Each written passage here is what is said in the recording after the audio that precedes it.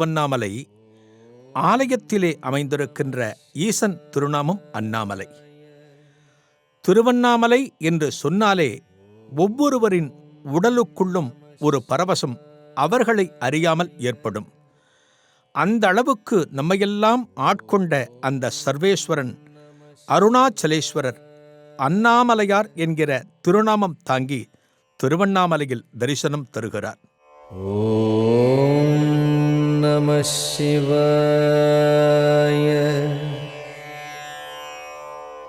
ஓம் நம சிவாய. திருவாரூரில் பிறந்தால் முக்தி, சிதம்பரத்தை தரிசித்தால் முக்தி, காசியில் இறந்தால் முக்தி. ஆனால் திருவண்ணாமலையை நினைத்தாலே முக்தியாம். எப்பேற்பட்ட பேறு பாருங்கள்! நீங்கள் இருந்த இடத்தில் இருந்தவாறு திருவண்ணாமலை என்று நினைத்தாலே அந்த அருணாச்சலேஸ்வரர் நமக்கெல்லாம் ஒரு முக்தியை கொடுக்கிறார். ஓம் நம சிவாய. ஓம் நம சிவாய. தெய்வங்கள் மலைக்கு மேல் உண்டு. பல்வேறு ஆலயங்களை நாம் தரிசித்திருக்கிறோம். ஆனால் மலையே தெய்வமாக நாம் தரிசித்திருக்கிறோமா? அதுதான் திருவண்ணாமலை. அருணன் என்பவன் சூரியன். அசலம் என்றால் மலை. அருணாச்சலம் என்றால் சூரியனே மலையாக. சூரியன் என்றால் இந்த இடத்தில் நாம் அக்னி என்று கொள்ள வேண்டும். அந்த அக்னியே மலையாக அமைந்துள்ளதுதான் திருவண்ணாமலை. ஓம் நம சிவாய.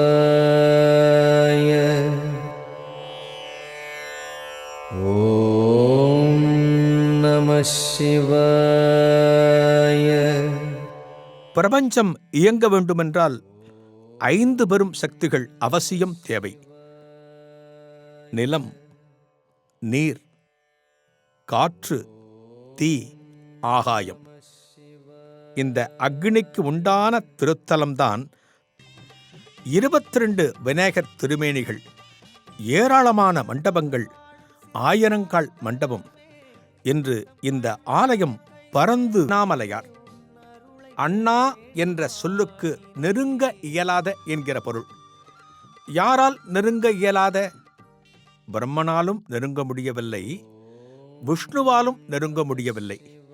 அப்பேற்பட்ட சக்தி கொண்ட அந்த அண்ணாமலையார்தான் இந்த புராண நிகழ்வின் காரணமாக இந்த திருத்தலத்தில் எழுந்தருளியுள்ளார். என்ன புராண நிகழ்வு பார்ப்போமா? ஓம் நம சிவாய.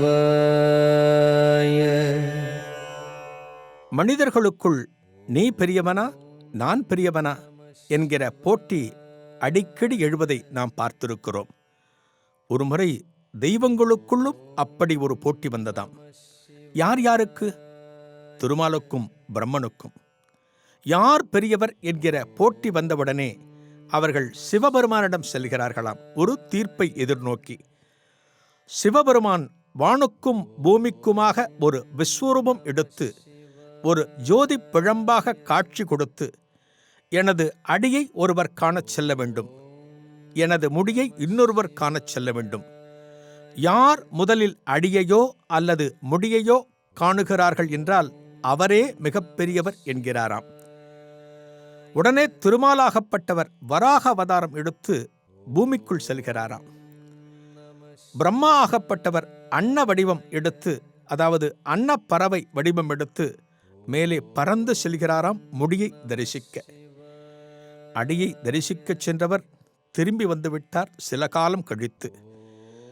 திருமால் ஆகப்பட்டவர் தனது தோல்வியை ஒப்புக்கொண்டார். ஆனால் பிரம்மதேவன் ஒப்புக்கொள்ளவில்லை. ஆகாசத்தில் பறந்து கொண்டிருக்கும் போது, அந்த முடியை தரிசிக்க வேண்டும் என்று சென்று கொண்டிருக்கிற போது எதிர்ப்பட்ட ஒரு தாழம்பூவிடம் சொன்னாராம் பிரம்மதேவன், சிவபெருமானது முடியை நான் தரிசித்து விட்டேன் என்று நீ பொய் சொல்ல வேண்டும் என்கிறாராம். அதன்படி தாழம்பூவும் பொய் சொன்ன ஒப்புக்கொண்டது. பொய்யைச் சொன்ன காரணத்தினால் அந்த தாழம்பூ சிவபூஜைக்கு பயன்படாது என்றும், பொய் சொன்ன காரணத்தினால் பிரம்மதேவனுக்கு பூலோகத்தில் ஆலயமே அமையாது என்றும் சிவபெருமான் சொல்லிவிட்டாராம். ஒரு பொய் சொன்னால் என்ன நிகழும் என்பதற்கு ஒரு புராணத்தின் மூலமாக ஈசன் அன்றே நமக்கு உரைத்திருக்கிறார். அடிமுடி காண இயலாத இந்த அற்புதமான சம்பவத்தை விளக்குவதுதான் லிங்கோத்பவர் திருவடிவம்.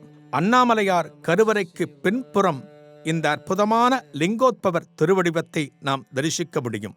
ஓம் நம சிவாய. ஓம் நம சிவாய.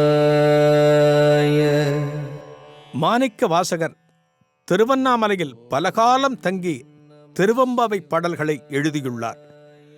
கிரிவலப் பாதையில் செல்லும்போது அடி அண்ணாமலையில் மாணிக்க வாசகருக்கென்றே ஒரு கோவில் அமைந்துள்ளது. இந்த திருவண்ணாமலை சித்தர்களின் சரணாலயம்.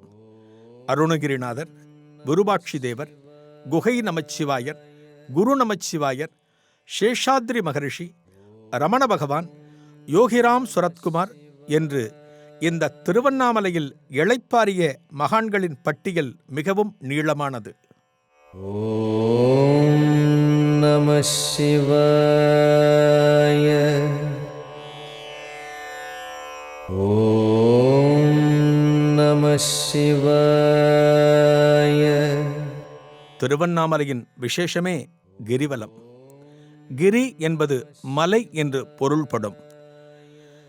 ஈசனே மலையாக திருக்காட்சி தருகின்ற காரணத்தினால் இந்த மலையை வலம் வந்தாலே அருணாச்சலேஸ்வரரை வலம் வந்ததாக கொள்ளப்படும். இந்த கிரிவலப் பாதையின் நீளம் சுமார் 14 கிலோமீட்டர். பௌர்ணமி தினத்திலே அந்த மூலிகை காற்றை சுவாசிப்பதற்காகவும், சித்தர்களின் அருளை பெறுவதற்காகவும், அருணாச்சலேஸ்வரரின் அருளை பெறுவதற்காகவும் பல லட்சக்கணக்கான பக்தர்கள் கிரிவலம் வருகிறார்கள்.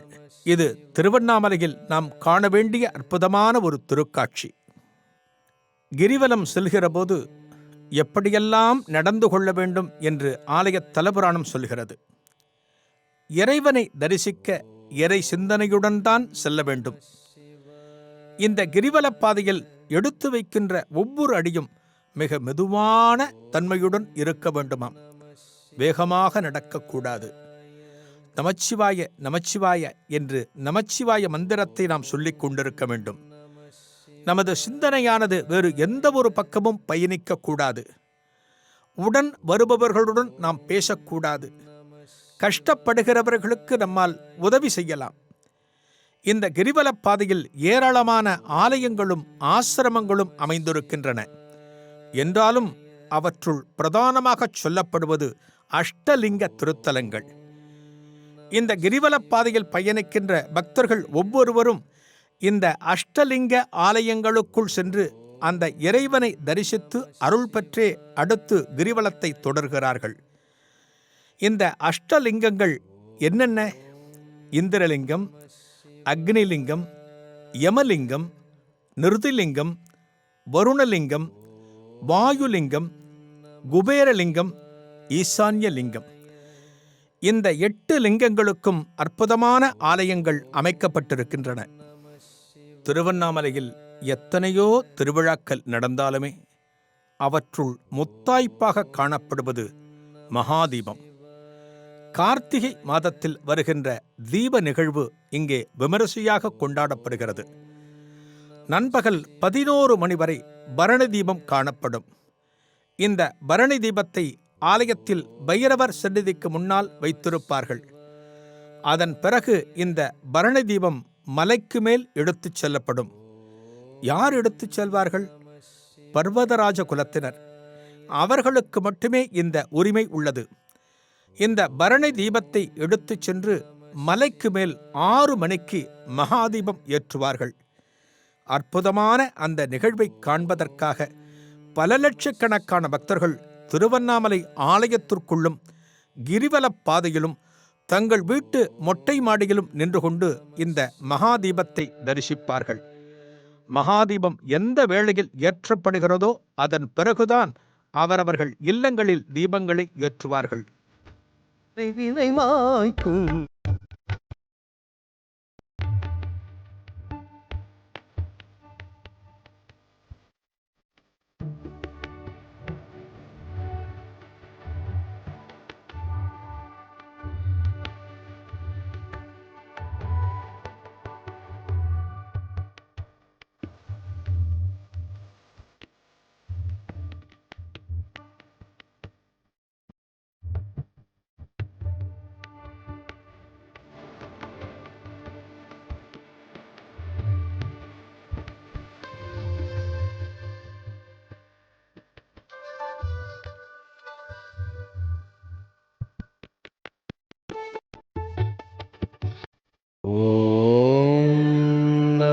சிவாய. ஓம் நம சிவாய. சிவபெருமானுக்கு உண்டான 64 வடிவங்களுள் அர்த்தநாரீஸ்வரர் ஒன்று. அந்த அர்த்தநாரீஸ்வரர் வடிவம் தோன்றுவதற்கு காரணமே இந்த மகாதீபத் திருவிழாதான். ஈசனை எப்போதும் பிரியாமல் இருக்க வேண்டும் என்பதற்காக ஈசனிடம் இடப்பாகத்தை வழங்குமாறு உமையம்மை கேட்டாள். அதற்கு அண்ணாமலையில் தவம் இருக்குமாறு இறைவன் பணித்தார். ஒரு கார்த்திகை பௌர்ணமி திருக்கார்த்திகை சேருகின்ற தினத்தில் முழு ஒளியாக மலை மீது காட்சி தந்து கிரிவலம் வருமாறு பார்வதி தேவியை பணித்தார். வருகிறபோது தனது இடது பாகத்தில் இடம் கொடுத்து அந்த தேவியை ஏற்றுக்கொண்டாராம். இதை நினைவுபடுத்துவது போலத்தான் மகாதீபத் திருவிழாவின் போது 6 மணிக்கு தீபம் ஏற்றுவதற்கு முன்னால் திருவண்ணாமலை ஆலயத்தில் அந்த அர்த்தநாரீஸ்வரர் நடன காட்சியை பக்தர்கள் சொற்ப நிமிடங்கள் மட்டுமே தரிசிக்க முடியும். ஒரு சில நிமிடங்கள் மட்டும் காட்சி தருகிற இந்த அர்த்தநாரீஸ்வரர் திருவண்ணாமலை ஆலயத்தில் வெகு சிறப்பு. திருவண்ணாமலை ஆலயத்தின் 4 திசைகளிலும் 4 பிரதான ராஜகோபுரங்கள் காணப்பட்டாலுமே வடக்கு கோபுரமான அம்மணியம்மாள் கோபுரம் வெகு சிறப்பாக சொல்லப்படுகிறது. மிக உயர்ந்த கோபுரமாக கருதப்படுகிறது. 171 அடி கொண்ட இந்த ராஜகோபுரத்தை அம்மணியம்மாள் என்கிற பெண்மணியே கட்டியிருக்கிறாராம். இந்த ஆலயத்திலே அருளுகிற நாயகி உண்ணாமுலையம்மன் என்கிற அபித குஜாம்பிகை. வற்றாத செல்வத்தை கொண்டவளாய் நம்மையெல்லாம் அருள் பாலித்து ஆட்கொள்பவளாய் இந்த நாயகியாகப்பட்டவள் விளங்குகிறாள். அண்ணாமலையார் ஆலயத்தை எந்த நாளிலும் நாம் தரிசிக்கலாம் என்றாலுமே சில சிறப்பான நாட்களும் சொல்லப்பட்டிருக்கின்றன. திங்கட்கிழமை, பிரதோஷ தினங்கள், திருவாதிரை தினங்கள் போன்ற தினங்களில் சிவபெருமானை தரிசிப்பது நலன் பயக்கும். அதுபோல இந்த ஆலயம் அக்னிக்கு உரித்தான தலம் என்பதால் அக்னிக்கு உரிய கிரகம் அங்காரகன். அங்காரகன் என்றால் செவ்வாய்க்கிழமை. செவ்வாய்க்கிழமை தினத்திலே திருவண்ணாமலை சென்று இந்த இறைவனை வணங்குவதும் கிரிவலம் வருவதும் நற்பலன்களை கொடுக்கும் என்று சொல்லப்படுகிறது. ஓம் நம சிவாய.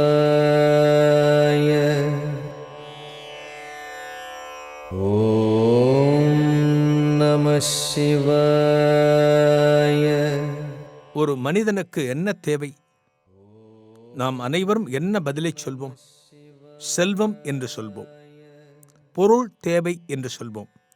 ஆனால் இந்த அண்ணாமலையில் பொருளை மறந்து அருளை தேடி எவரெல்லாம் வருகிறார்களோ அவர்கள் அனைவருக்கும் இந்த அண்ணாமலையார் அருள்கிறார். இந்த திருவண்ணாமலையை வலம் வருகின்ற போது ஒரு அற்புதமான காட்சியை நாம் காண முடியும். வெளிநாட்டினர் பலர் இந்த திருத்தலத்தில் வாழ்ந்து வருகிறார்கள். அவர்கள் ஒரு சாதாரணமான சைக்கிளில் பயணிக்கிறார்கள். பொருள் தேவை எல்லாம் பூர்த்தியான பின்னே இந்த பொருளை வைத்துக்கொண்டு என்ன செய்ய முடியும்? இறைவனின் அருள்தானே நமக்கு தேவை என்று அந்த அந்நியர்கள் உணர்ந்து கொண்டு இந்த திருவண்ணாமலையை தங்களது வாழ்விடமாக கொண்டிருக்கிறார்கள். ஓம் நம சிவாய. ஓம் நம சிவாய. இந்த திருவண்ணாமலை கிரிவலத்தில் காணப்படுகின்ற ஆசிரமங்களில் தங்கியும் அந்த ஆசிரமத்தில் உரைகின்ற மகான்களின் அருளாசி கொண்டும் அவர்கள் ஒரு நல்ல வாழ்க்கை வாழ்ந்து வருகிறார்கள். பொருளை என்றைக்கு துறக்கிறோமோ அன்றைக்குத்தான் இறைவனது அருள் நம்மை வந்து சேர்கிறது. அந்த வகையிலே போதும் என்கிற மனம் நமக்கு வந்துவிட்டாலே இறைவனை நெருங்குகிற நாள் நமக்கு வந்துவிட்டது என்பது பொருள். ஓம் நம சிவாய. ஓம் நம சிவாய. இந்த திருத்தலத்திலே பாருங்கள், எத்தனை மகான்கள் வாழ்ந்திருக்கிறார்கள்.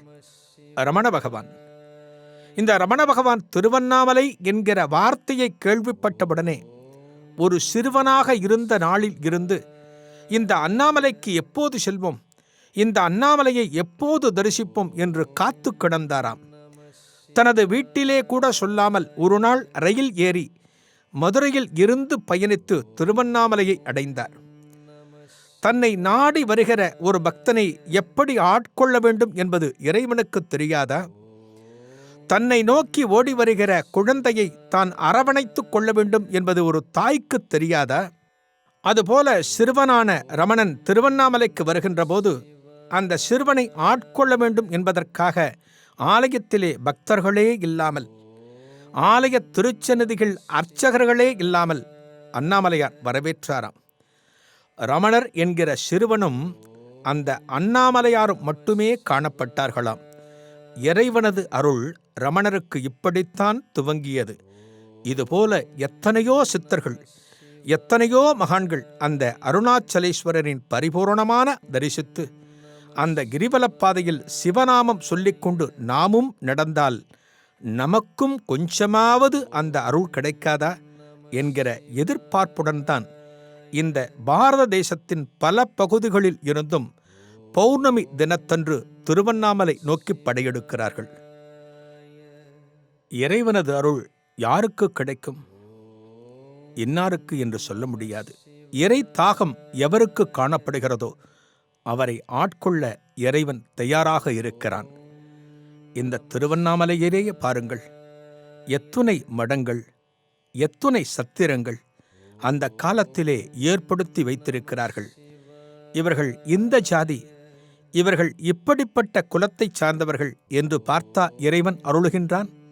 அவர்களது மனதை பார்க்கின்றான். பக்தி என்பது வெளியே அல்ல, நமது உள்ளுக்குள் இருக்கிறது.